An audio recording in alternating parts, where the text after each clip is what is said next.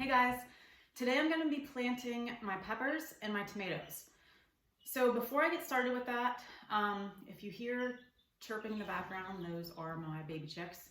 And I just clean their bedding because they stink and you have to change it like every other day or you can't be in the house with them.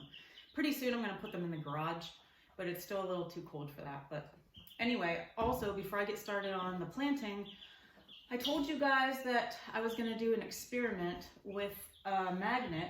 So I got this huge magnet here and I figured out the polarity of each side, and I exposed each of these to, one is to the south and one is to the north, because I heard supposedly if you, oops, I don't want that to fall.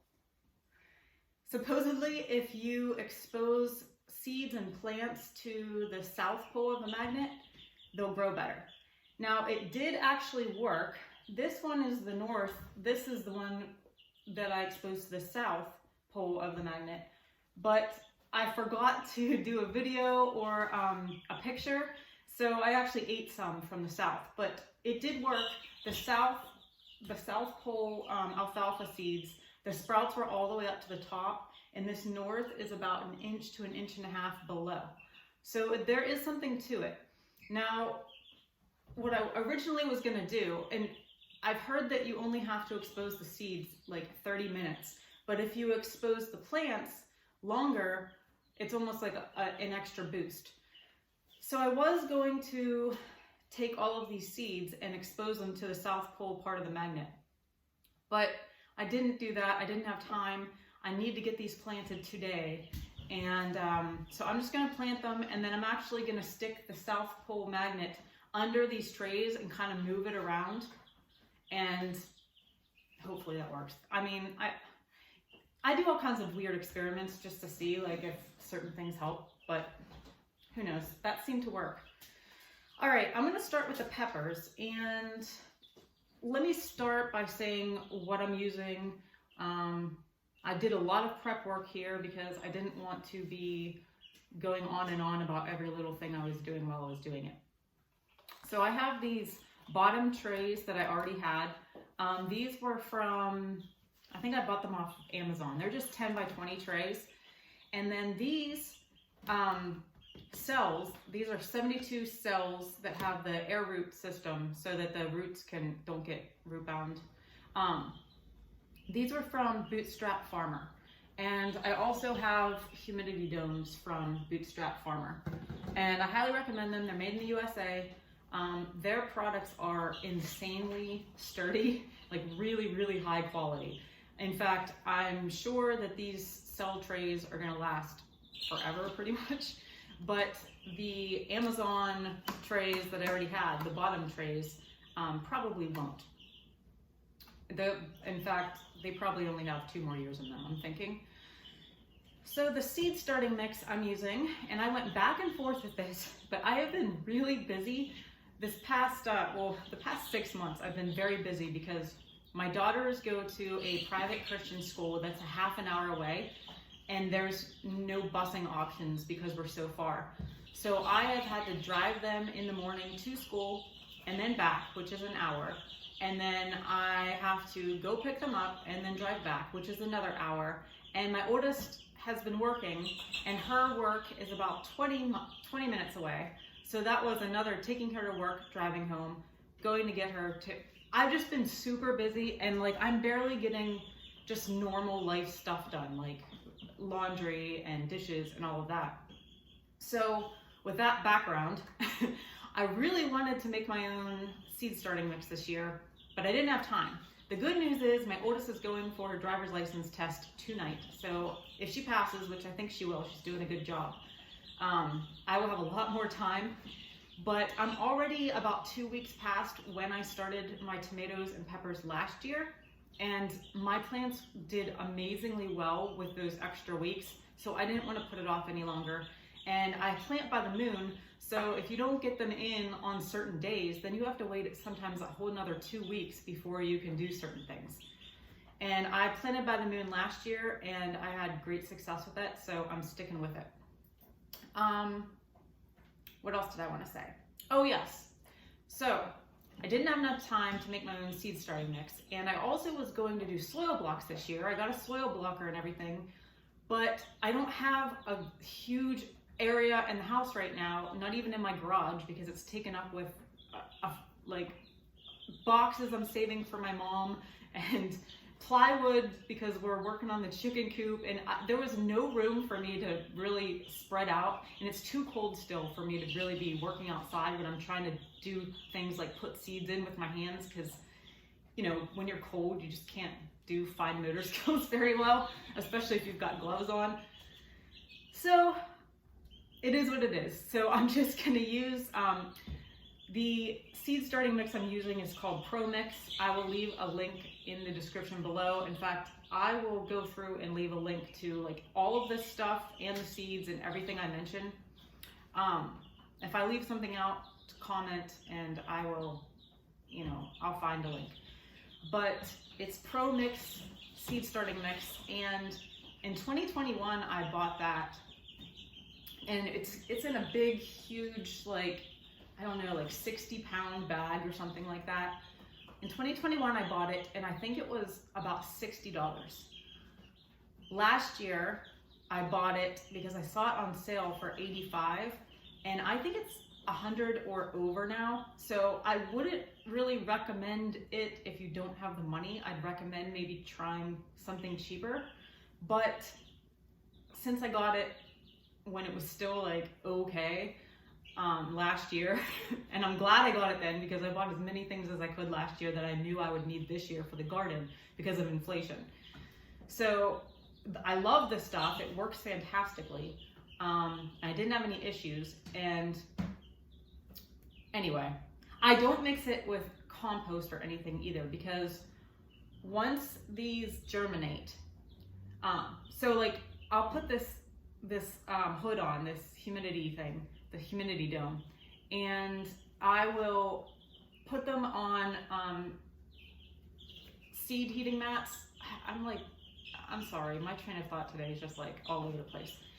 I'm gonna put them on seed heating mats, and then once they germinate, I'll put the grow lights on. So I have a special space in my basement. Again, I'm running out of room for everything. I don't know, I need another house or something. But I carved out a space in my basement with a bunch of grow lights, and once they germinate, I'll turn the lights on, and then I will start watering this with the Master Blend nutrient water. So a lot of people add some compost and different things to add some nutrients to their seed starting mix. I don't really do that because I'm using nutrient water, and when I go to transplant these into the garden, I always put a little compost in the hole with it. And my garden's already been amended with a bunch of different things, so I'm not super worried about that. So I just use the straight Pro Mix for starting seeds.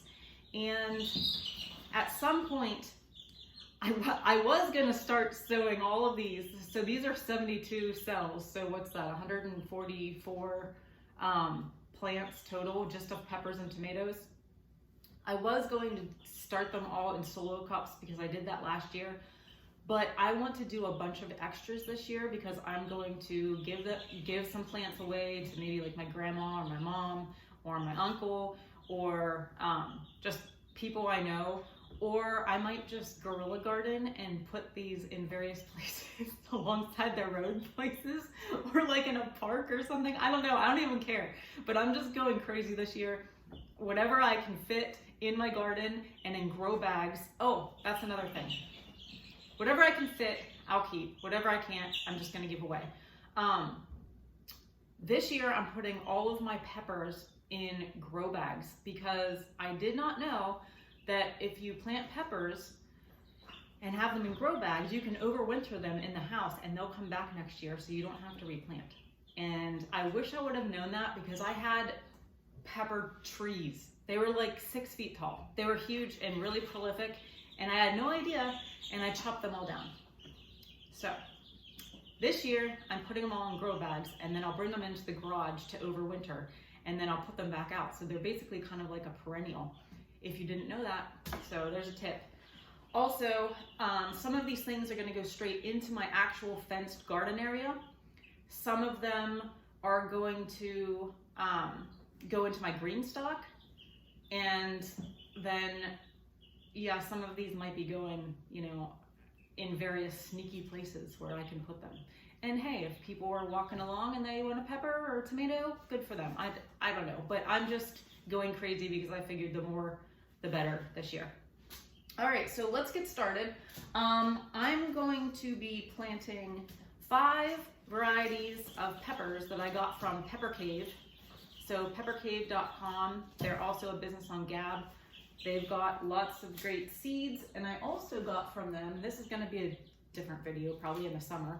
I also got from them the KC competition style barbecue rub, hot. I'm assuming that's Kansas City. So I got I got 2 bags of this. So my dad has a smoker, and I think we're gonna be doing something with that later this year.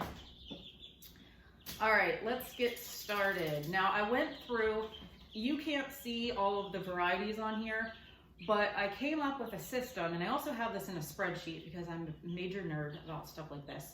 I came up with a system where I'm kind of working this way. So like I have 8 King of the North peppers, and then 6 violet sparkle pepper. So it'll be like 1, 2, 3, 4, 5, 6. And then I counted back 6 from there, orange bell peppers. So I have this system where I know what I'm looking at. When I go to transplant these 2 solo cups, my mom offered several shelves in her house, and she has grow lights because I don't have enough room for 144 peppers and tomatoes on top of everything else I'm going to be growing this year. I just don't have enough room. I don't have enough grow lights. So she's probably going to be kind of taking a break, just doing a light garden season this year. And she was very gracious in offering that extra space. All right, let's see. What are we starting with? 8 King of the North peppers. Now I grew these. These are from Baker Creek. I grew these last year. And I do have some seeds saved, but these seeds were a little bit older, so I'm gonna start with them. I normally, when I'm planting in red solo cups, I normally would plant 2 seeds per cup. I'm not gonna put 2 in each of these because I'm going so overboard this year, and I have enough time still that if I find out they're not, if I find out they're not germinating, since I labeled everything in advance, I can just come back in and add another seed to that cell. So I'm not doing the typical two seeds per cell. Also, I'll put this here. Also, what was I gonna say? Oh, I dampened the soil mix before I started. And when I'm done, I'm gonna go over and I'm gonna spray it all down again with distilled water. And then I'll put the humidity dome, and then I'll stick them on the heat mats. Tamp that down. Okay, the next ones we're doing are violet sparkle peppers. And these are purple bell peppers, so no heat. I'm doing 6 of those. 1, 2, 3, 4, 5, 6. Oops. I don't know if one got in there or not.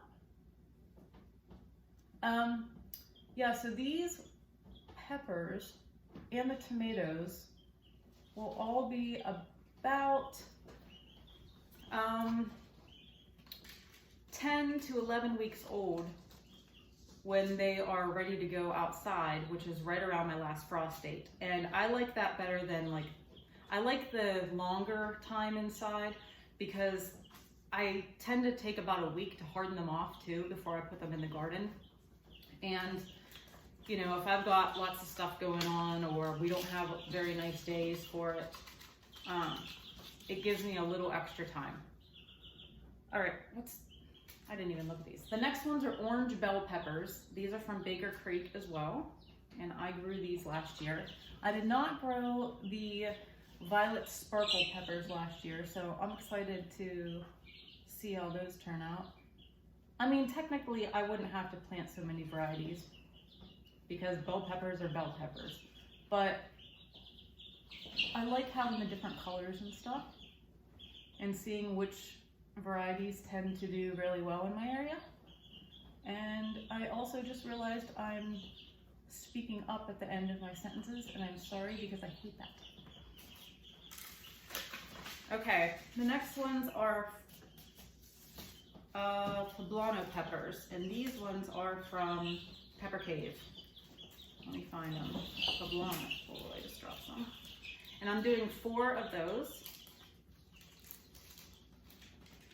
I'm doing a decent amount of hot peppers this year, but not super hot, because last year I did a bunch of ghost peppers and habaneros, and I like hot stuff, but no one else in my family does. So I'm doing kind of mildly hot peppers this year because they don't want to eat any of that stuff. Okay. Now I'm going to go through and I'm just going to tell you all what else I'm doing and show you the seed packets, and then I'm going to plant them off camera because this is going to take forever and you don't want to like sit here listening to me blab about dumb stuff. So let me see what's next. Okay, California Wonder Peppers. These are from Greenstock Garden, but I got it for free when I bought a Greenstock. And I'm doing 6 of those. I'm doing 6 white bell peppers, and these are from Pepper Cave. And I'll be doing tons of garden updates and stuff throughout the year, just like I did last year. But last year I didn't really do very many videos. I just did pictures. But I'm gonna do lots of videos this year so you can see like the different stages of everything. Next is 5 Italian pepperoncinis, and those are from Pepper Cave. That's what I dropped. And 5 cayenne peppers. Those are from True Leaf Market. The brand is Mountain Valley Seed Company. And 2 Tabasco peppers. These I got, I think, from the dollar store or Lowe's or Home Depot. It's Lake Valley Seed Company. 5 Tam jalapenos. Those are from Baker Creek. 5 banana peppers. Those are from Baker Creek.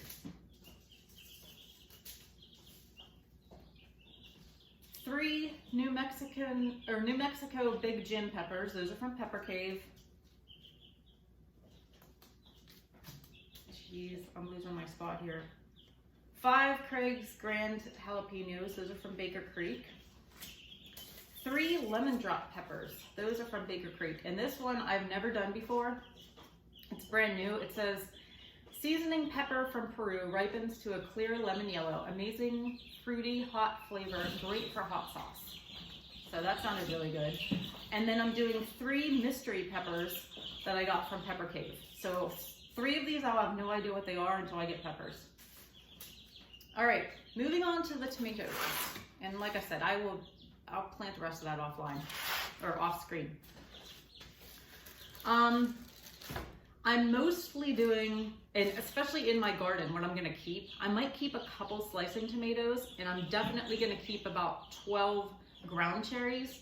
If you've never had those, they're amazing. They're like tomatillos, but they're really small. They're about the size of a blueberry, and they taste like vanilla pineapple. And they're fruity, they're sweet. And I had, I think, 5 plants last year, and they did really prolifically. I did a bunch of stuff with them. Jelly and jam, and we ate a ton of them fresh. They're really good. But in my main garden, I'm gonna mainly do paste tomatoes because that's what we use the most of. We don't use a lot of slicing tomatoes. So I'm gonna be doing 40 Amish paste tomatoes. These are from my garden last year. So I saved the seeds from my best ones, and I've got hundreds in here. I actually got, I planted the Amish paste tomatoes from a local farmer who lives probably 3 miles away from me. Probably 1 or 2 as the crow flies, but very close, and they had started the plants, and I used their plants, and they were amazing. They're way bigger than Roma's, and they're like perfect paste tomatoes. So for sauces and pastes and ketchups and salsas and everything else, they're awesome. So 40 of the Amish paste ones that I saved. Let's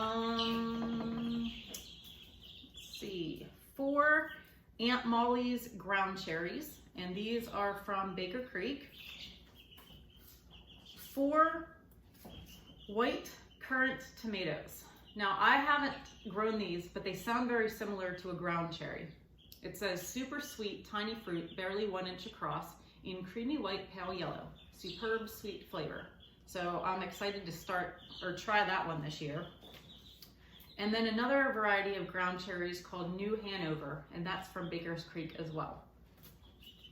And the other things I'm doing are 2 purple tomatillos. Beautiful purple fruit, large size. Many are bright violet throughout their flesh. I've never tried those. Those look pretty awesome. 2 pineapple tomatoes. A Gettle family favorite. I don't know who the Gettle family is, but anyway, very large, up to 2 pounds each. Yellow fruit has red marbling through the flesh. Sweet, fruity, and prolific. I haven't tried hardly any of these. I've tried maybe 2 or 3 of these varieties last year and I like them, but most of these are new. Blue cream berry tomatoes. Stunning cream amber cherries with blue purple splashes on the shoulder. Delicate, complex flavor. Prolific. Dad's sunset tomato. The perfect orange tomato. Large 10-ounce fruit, is very smooth, uniform, and keeps very well. Orange accordion tomato. Massive ruffled tomato in high voltage orange color, packed with nutrition and sweet fruity flavor, deeply lobed with few seeds and juicy, meaty flesh, amazing for sauces and slicing. Easily reaches 20 ounces each and makes a perfect tomato stuffing too. Perfect stuffing tomato too.